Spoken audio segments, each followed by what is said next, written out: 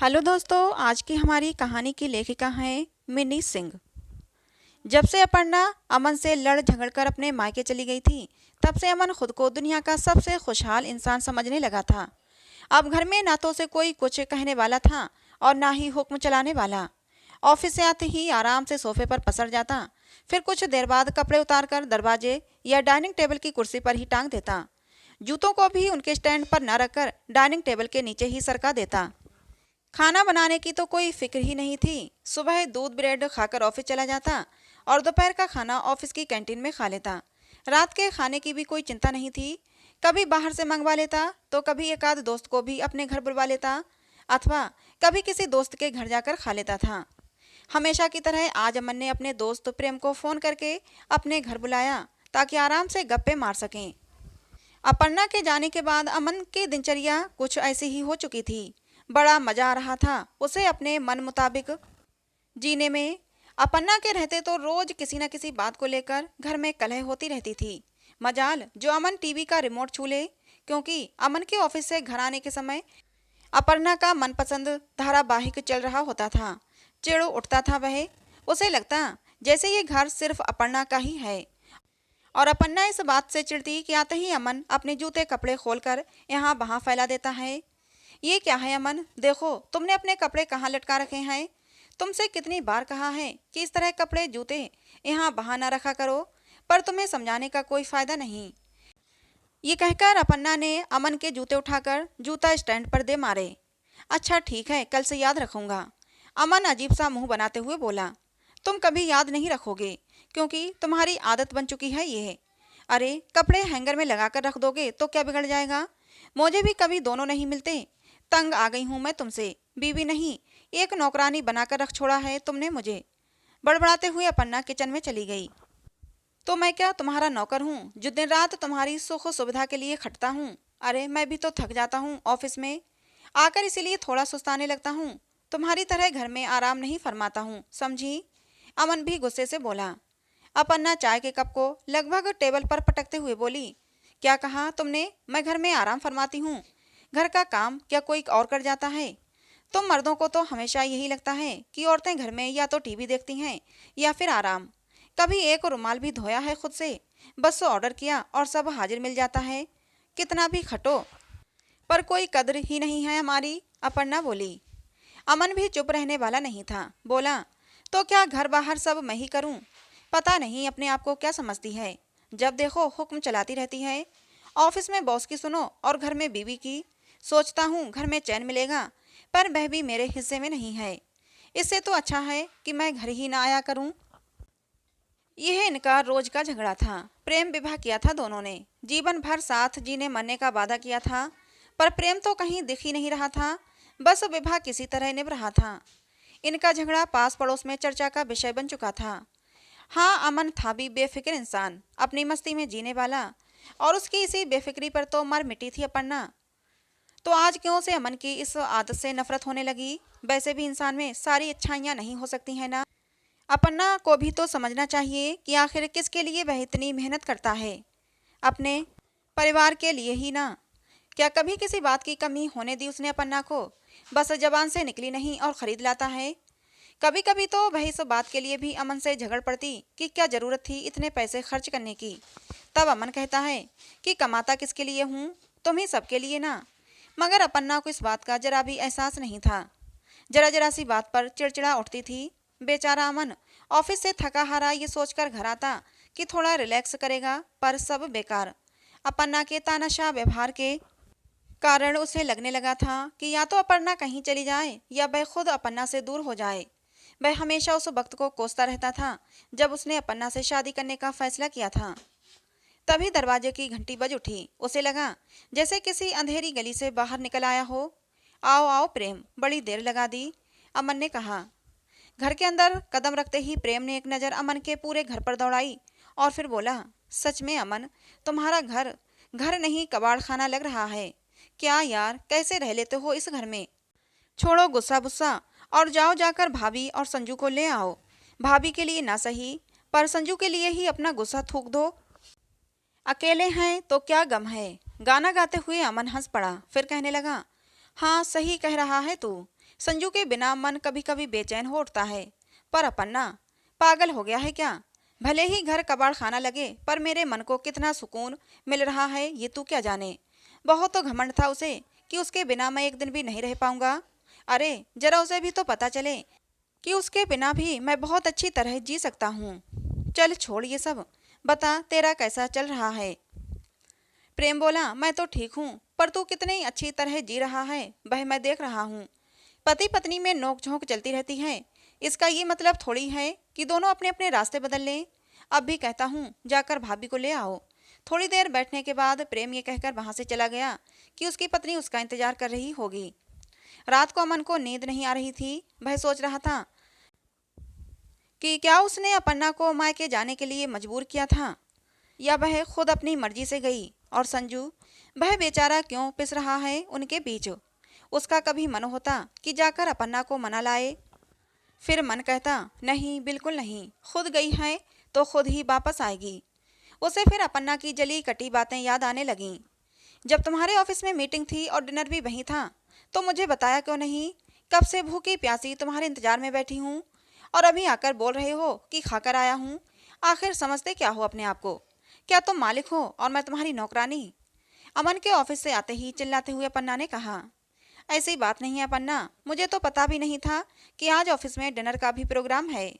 जब मुझे पता चला तो मैं तुम्ही को फ़ोन करने जा रहा था, पर नमन जी मुझे खींच कर खाने के लिए ले गए और फिर मेरे दिमाग से निकल गया। अमन ने सफाई देते हुए कहा।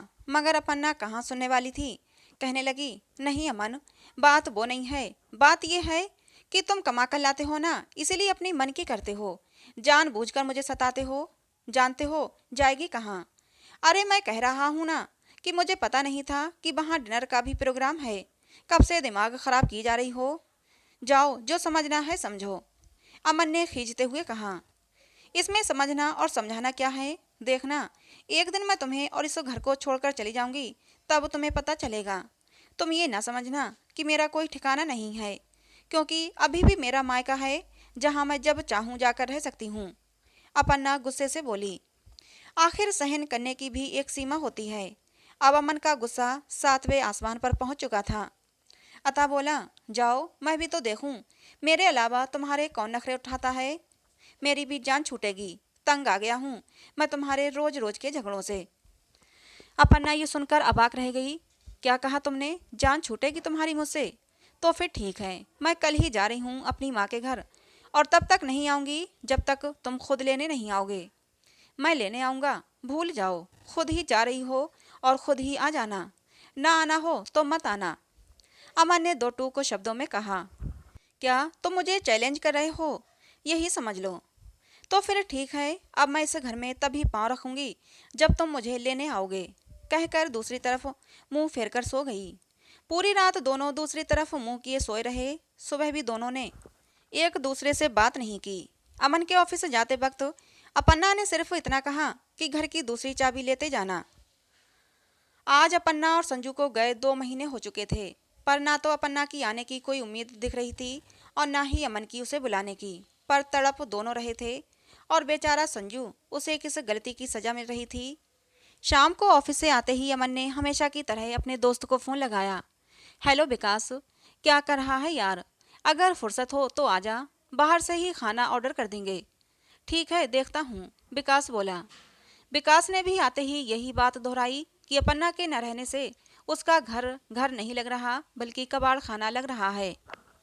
थोड़ी देर बैठकर जब वो जाने लगा तो अमन बोला, अरे बैठना यार, क्या जल्दी है, मैंने पिज्ज़ा ऑर्डर किया है, खाकर जाना। तो विकास कहने लगा, नहीं रुक पाऊंगा यार, तुम्हें तो पता है मेरी बेटी मेरे बगैर सोती नहीं, और पिज्ज़ा तो मैं खाता ही नहीं हूँ। चल गुड नाइट, कहकर वह चला गया। यही सब दोस्त कभी घंटों मेरे घर में गुजार देते थे, और आज एक पल भी रुकना इन्हें भारी पड़ने लगा है। किसी तरह पिज्जे का एक टुकड़ा अपने मुंह में डाला, पर खाया नहीं गया। कितने प्यार से उसने पिज्ज़ा ऑर्डर किया था, पर अब खाने का मन नहीं कर रहा था। तभी उसे याद आया कि कैसे संजू पिज्ज़ा खाने के लिए बेचैन होता था। बड़ी मुश्किल से देर रात गए अमन को नींद आई। सुबह वक्त का पता ही नहीं चला कि कब घड़ी ने 8 बजा दिए। जल्दी से तैयार होकर बिना कुछ खाए पिए ऑफिस चल दिया। जाते जाते पलटकर एक बार पूरे घर को देखा और फिर कुछ सोचने लगा। शायद उसे भी अब ये एहसास होने लगा था कि अपन्ना के बिना ये घर कबाड़ खाना बन चुका है। धिक्कार रहा था वह खुद को। शाम को जब वो घर वापस आया तो और दिनों के मुकाबले आज मन बिल्कुल बुझा बुझा सा लग रहा था। ना तो टीवी देखने का मन हो रहा था और ना ही कुछ करने का। आज उसे अपन्ना और संजू की बहुत कमी खल रही थी। घर काटने को दौड़ रहा था। सोचा दोस्तों से ही बातें कर लें, पर किसी का फोन नहीं लगा तो कोई फोन नहीं उठा रहा था। वह समझ गया भले ही लोग बीवी बच्चों से परेशान हो जाते हैं, पर अगर बे ना हो तो फिर जिंदगी बेमानी बनकर रह जाती है। उधर अपन्ना भी कहाँ खुश थी। कहने को तो वह मायके आई हुई थी, पर यहाँ भी रोज किसी न किसी बात को लेकर उसकी भाभी सुमन बखेड़ा खड़ा कर देती थी। बात बात पर यह कहकर उसे ताना मारती। पता नहीं कैसे लोग लड़ झगड़ कर मायके पहुंच जाते हैं, भूल जाते हैं कि उनका अपना घर नहीं है। अपन्ना अपने आप पर झल्ला उठती कि आखिर वह यहाँ आई ही क्यों। एक शाम अपन्ना पड़ोस की एक औरत से बातें कर रही थी। तभी सुमन बड़बड़ाती हुई आई और कहने लगी, दीदी दीदी देखिए तो जरा, कैसे आपके संजू ने मेरे बबलू का खिलौना तोड़ दिया। अपन्ना ने गुस्से से अपने बेटे की तरफ देखा और फिर उसे डांटते हुए बोली, क्यों संजू, तुमने बबलू का खिलौना क्यों तोड़ा? ये तुम्हारा छोटा भाई है ना, चलो सॉरी बोलो। मम्मी मैंने इसका खिलौना नहीं तोड़ा, मैंने तो सिर्फ वो खिलौना देखने के लिए मांगा था और इसने गुस्से से फेंक दिया। मैं तो खिलौना उठाकर उसे दे रहा था, पर मामी को लगा कि मैंने इसका खिलौना तोड़ा है। संजू रोते हुए बोला, देखो कैसे झूठ बोल रहा है आपका बेटा। मैं बता रही हूँ दीदी, संभाल लो इसे, नहीं तो बड़ा होकर और कितना झूठ बोलेगा, पता नहीं और क्या क्या करेगा। अब क्या बबलू अपने घर में अपने खिलौने से भी नहीं खेल सकता? ये तो समझना चाहिए लोगों को। सुमन की व्यंग भरी बातें सुनकर अपन्ना को लगा जैसे उसके दिल में किसी ने तीर चुभो दिया हो। जब उसने अपनी माँ की तरफ देखा तो बेबी कहने लगी, सच में अपन्ना, तुम्हारा संजू बड़ा ही जिद्दी हो गया है, जरा संभालो इसे। अपन्ना स्तब्ध रह गई, बोली, पर माँ आपने देखे सुने बिना ही कैसे संजू को गलत बोल दिया? उसकी समझ में नहीं आ रहा था कि माँ अचानक नाती पोते में इतना भेद क्यों करने लगी। अपन्ना संजू को लेकर अपने कमरे में जाने ही लगी थी कि तभी सुमन ने फिर एक व्यंग बार छोड़ा।